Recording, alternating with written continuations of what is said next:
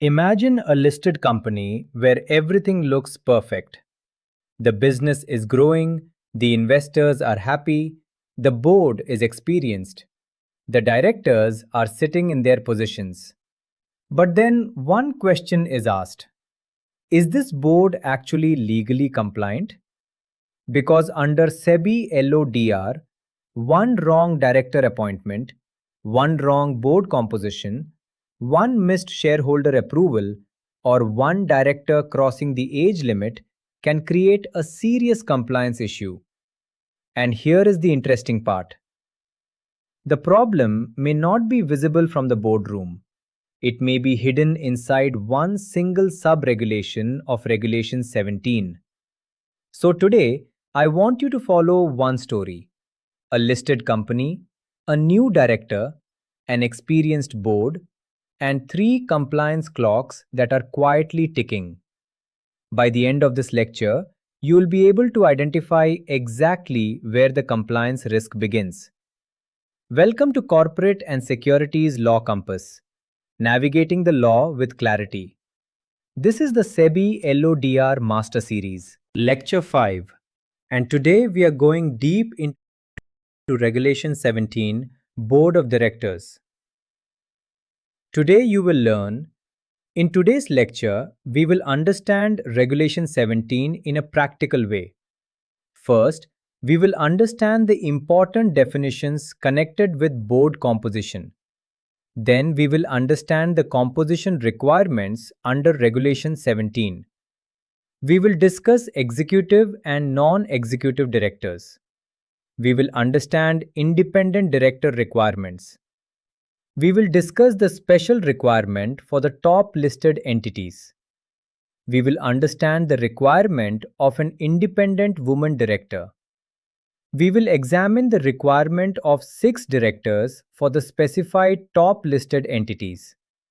Then, we will understand the special rule applicable to companies having outstanding SR equity shares. After that, we will discuss Regulation 17, subsection 1A, relating to directors who have attained the age of 75 years. Then comes one of the most important practical provisions, Regulation 17, subsection 1C, the shareholder approval clock. We will understand the 3-month rule, the next general meeting rule, the regulatory approval exclusion, the public sector company provision, and the special situation where shareholders have previously rejected the appointment. And throughout today's lecture, I will keep returning to one question: is the board really compliant? The story begins. Let us call our company ABC Limited. ABC Limited is a listed company. It has a strong management team. It has experienced directors. The company has investors across India. Now the company decides to appoint a new director. The board passes the resolution. The appointment is made. Everyone is happy. The director joins the board. But then the company secretary asks one simple question: when will shareholder approval be obtained? The management says, we will take it later. And that word later is where the problem begins. Because SEBI LODR does not simply ask whether the board appointed the person. It also looks at whether the board composition and appointment process comply with the applicable requirements. That is why Regulation 17 is so important. Understanding the independent director. Before we understand board composition, we need to understand who an independent director is. The definition begins with an important principle. An independent director is a non-executive director other than a nominee director of the listed entity. But being non-executive is not enough. The person must satisfy several conditions. The board must be of the opinion that the person is a person of integrity and possesses relevant expertise and experience.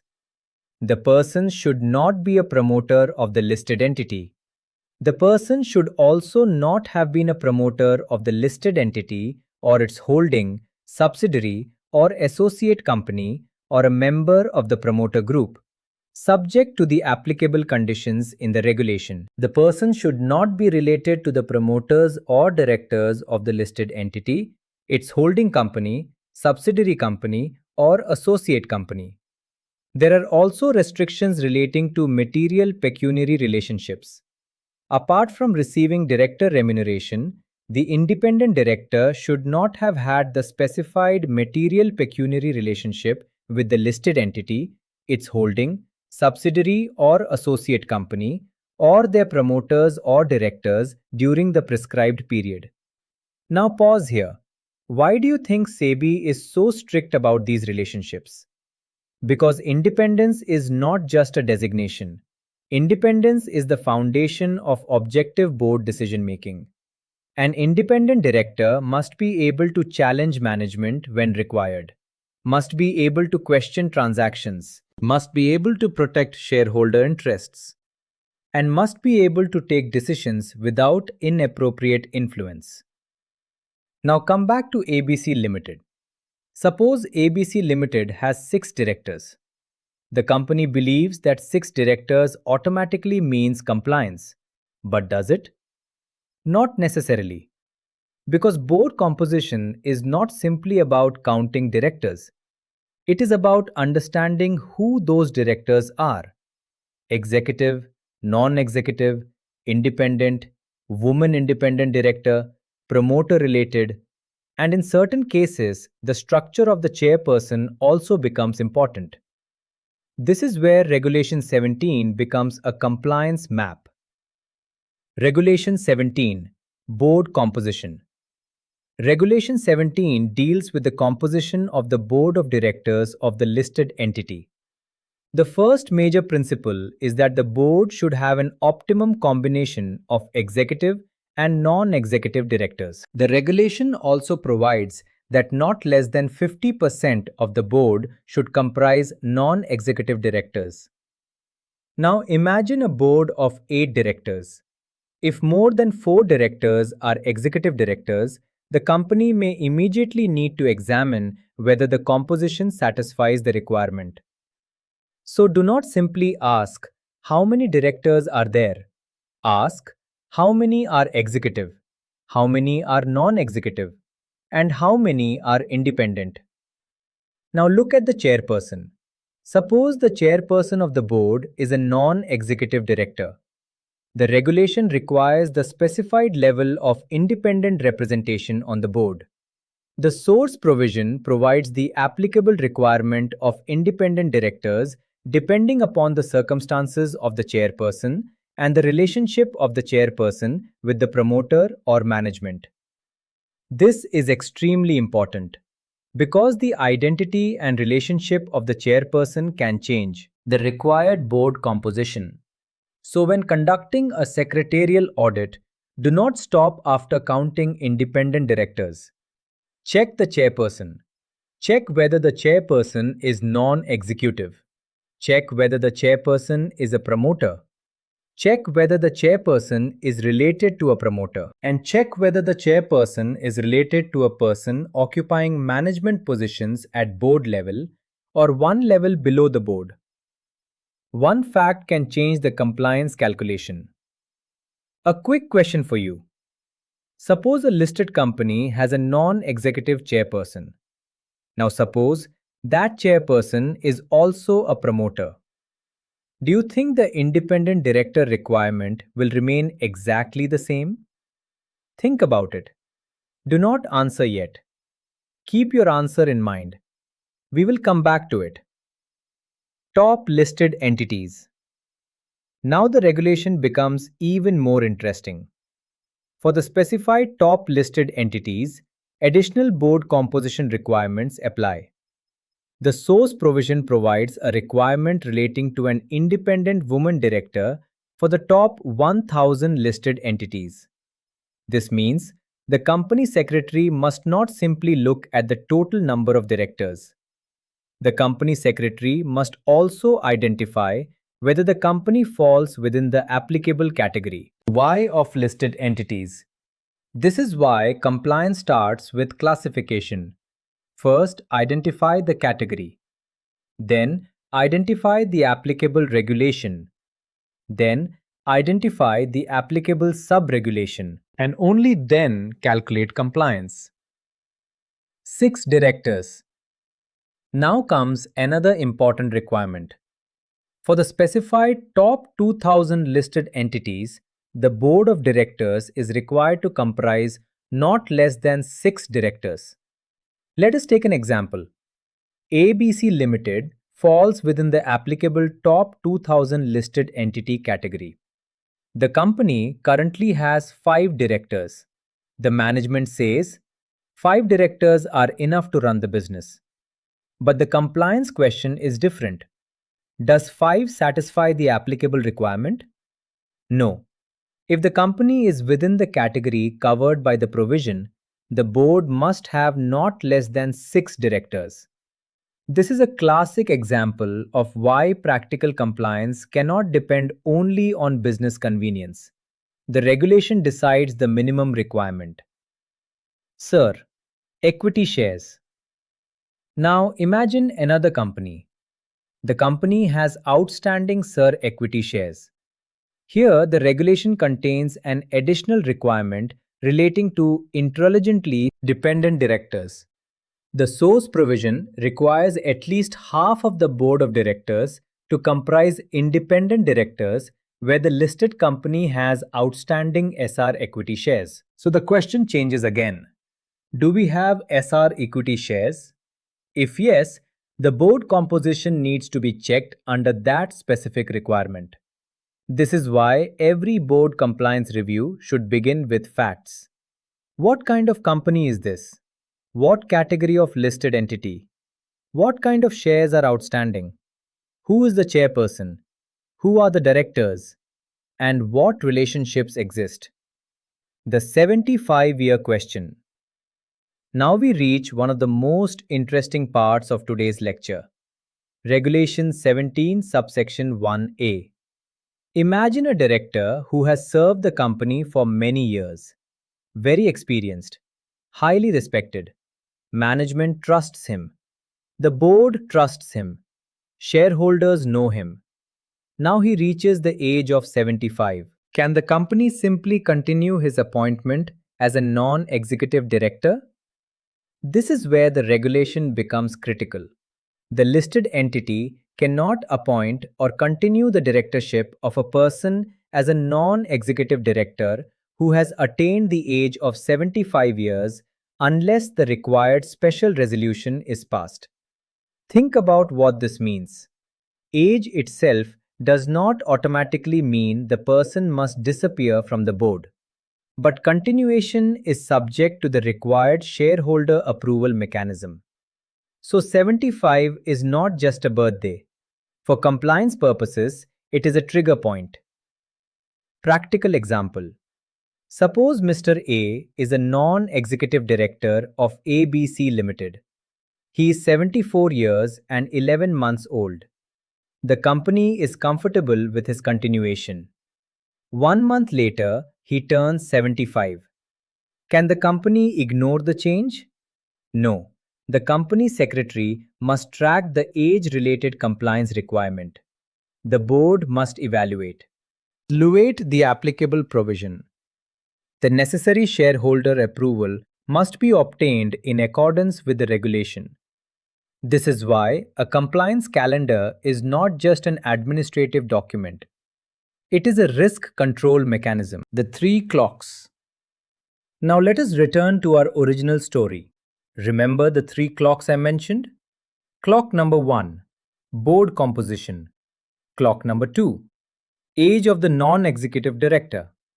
Clock number 3, shareholder approval after appointment. And the third clock is where many practical questions arise. Part 4. Regulation 17, subsection 1, C. Shareholder approval. Suppose ABC Limited appoints a person to its board. The board has completed its process. The appointment is made. Now what? The listed entity must ensure that shareholder approval for appointment or reappointment of a person on the board of directors or as a manager is taken at the next general meeting or within a period of 3 months from the date of appointment, whichever is earlier, subject to the provisions and exceptions contained in the regulation. This sentence is extremely important. Next general meeting or 3 months, whichever is earlier. Let us make it practical.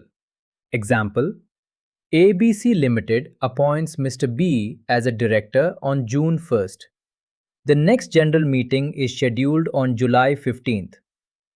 3 months from appointment would take us to September 1st. Which date comes earlier? July 15th. Therefore, shareholder approval should be taken at the next general meeting. Now change the example. Suppose the next general meeting is scheduled on September 30th. 3 months from appointment is September 1st. Which comes earlier? September 1st. Therefore, the 3-month period becomes critical. This is why you should remember one simple sentence. Appointment starts the clock. Shareholder approval stops the risk. Regulatory approval exception. But now the story takes another turn.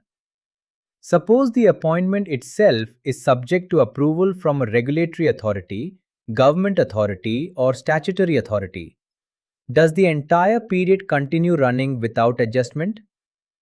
The source provision provides that the time taken to receive such approvals is excluded for the purpose of the clause, subject to the applicable conditions. This is extremely important in practical compliance because the company secretary must identify whether external approval is required. If it is required, the timeline needs to be calculated correctly. Never calculate the deadline mechanically without checking the facts.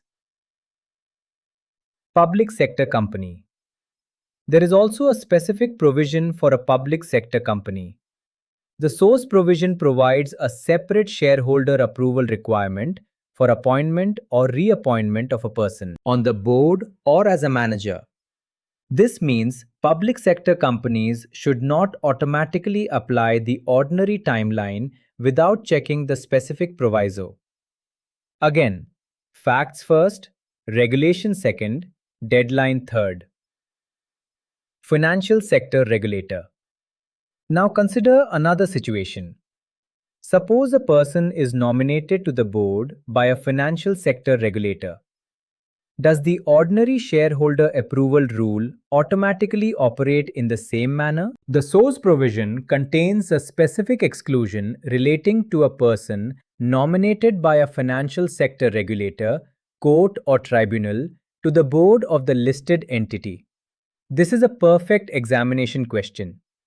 And it is also a practical compliance question. So when you see an appointment, do not immediately calculate 3 months. First ask, who appointed the person? Was it the board? Was it the shareholders?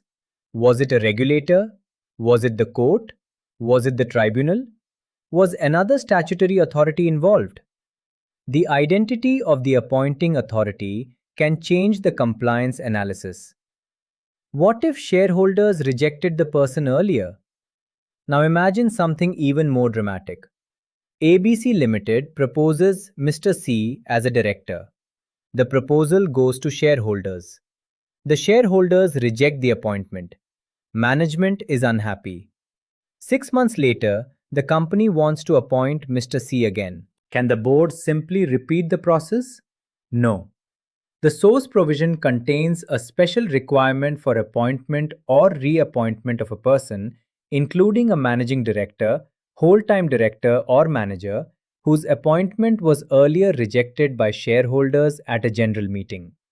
Prior shareholder approval is required in the manner prescribed by the regulation. This is a powerful governance principle. Once shareholders have rejected an appointment, the company cannot simply ignore that decision and bring the same person back through another route without following the prescribed approval mechanism. Now let us put everything together. ABC Limited has 6 directors. One director is 75, one director is appointed by the board, another director has a relationship with the promoter. The company has outstanding SR equity shares, and one proposed director was previously rejected by shareholders. Now ask yourself, is the board compliant? You cannot answer that by looking at the number 6. You need to open the compliance file. Check the category of the listed entity. Check the board composition. Check executive and non-executive representation. Check independent directors. Check women independent director requirements where applicable. Check SR equity share requirements where applicable. Check the chairperson. Check promoter relationships. Check the age of non-executive directors. Check shareholder approval timelines. Check whether regulatory approval is involved. Check whether any appointment was previously rejected by shareholders. That is how Regulation 17 should be read. Not as isolated paragraphs, but as a connected compliance story. Practical secretarial audit approach. Now imagine you are conducting a secretarial audit. I want you to ask these questions. Question 1. How many directors are on the board? Question 2. How many are executive directors? Question 3. How many are non-executive directors? Question 4. How many are independent directors? Question 5. Is the required independent woman director in place where applicable? Question 6. Does the company fall within the specified top listed entity category? Question 7. Does the company have outstanding SR equity shares? Question 8. Who is the chairperson? Question 9. Is the chairperson a promoter or related to a promoter or relevant management person? Question 10. Has any non-executive director attained 75 years? Question 11. Has shareholder approval been obtained within the prescribed timeline? Question 12. Was the appointment subject to regulatory or statutory approval? Question 13. Was the person previously rejected by shareholders? If you can answer these questions, you are not merely reading Regulation 17, you are applying Regulation 17. Your turn. Now I have a question for you. Suppose a listed company appoints a director on April 1st. Its next general meeting is scheduled on May 20th. 3 months from the date of appointment would end in July. When should shareholder approval be taken? Option A, by the end of 3 months. Option B, at the next general meeting on May 20th. Option C, at any general meeting within 1 year. Think carefully. The answer is hidden in one phrase, whichever is earlier. So the correct answer is option B, because the next general meeting occurs before the expiry of 3 months. Now tell me in the comments. If you got the answer right, write Regulation 17. If you got it wrong, do not worry. That is exactly why we are doing this master series. Let us close today's lecture with a rapid recap. Regulation 17 is about board composition and board governance. The board must satisfy the applicable executive and non-executive composition requirements. Independent director requirements depend upon the applicable circumstances. Specified top listed entities have additional requirements. The specified top 2000 listed entities have a minimum 6 director requirement under the source provision. Companies with outstanding SR equity shares have an additional independent director requirement. A non-executive director who has attained 75 years requires the prescribed special resolution for appointment or continuation. Shareholder approval for appointment or reappointment is linked to the next general meeting or 3 months, whichever is earlier, subject to the applicable provisos and exclusions. Regulatory approval time may be excluded where the provision applies, and a person previously rejected by shareholders cannot simply be reappointed without following the prescribed approval mechanism. But remember our original question: is the board really compliant? Today you learned how to check the structure. But board compliance does not end with composition. Because once the board is properly constituted, another question begins. What information must come before the board? What reports must the board receive? What compliance confirmations must be placed before the directors? And what happens when the board itself becomes responsible for a compliance failure? That is where our next chapter becomes even more interesting. So do not stop with today's lecture. The Regulation 17 story is just beginning. If this lecture helped you understand SEBI LODR Regulation 17 from a practical company secretary and compliance officer perspective, subscribe to Corporate and Securities Law Compass. Navigating the Law with Clarity. This is the SEBI LODR Master Series, Lecture 5. Keep learning, keep questioning, and most importantly, keep checking the regulation behind the decision. I will see you in the next lecture. Welcome to Corporate and Securities Law Compass. I am a member of the Institute of Company Secretaries of India (ICII) and currently serve as a company secretary. The views, opinions, interpretations, and explanations shared on this channel are strictly my personal views and are provided solely for educational, academic, and informational purposes. They do not represent the views of my employer, any organization with which I am associated, any client, or the Institute of Company Secretaries of India (IESI, SII). The content is based on publicly available laws, rules, regulations, judicial pronouncements, and regulatory materials, or on hypothetical examples prepared for educational purposes. No confidential, proprietary, or unpublished information is used or disclosed. This channel does not provide legal, tax, financial, accounting, investment, or other professional advice. Viewers should consult qualified professionals before making any legal, business, or investment decision. While every reasonable effort has been made to ensure accuracy, laws and regulations are subject to change.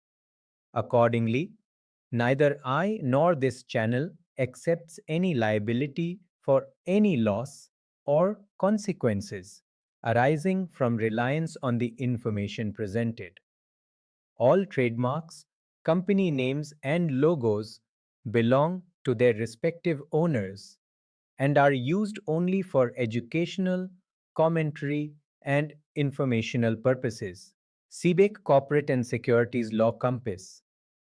Navigating law with clarity. All rights reserved.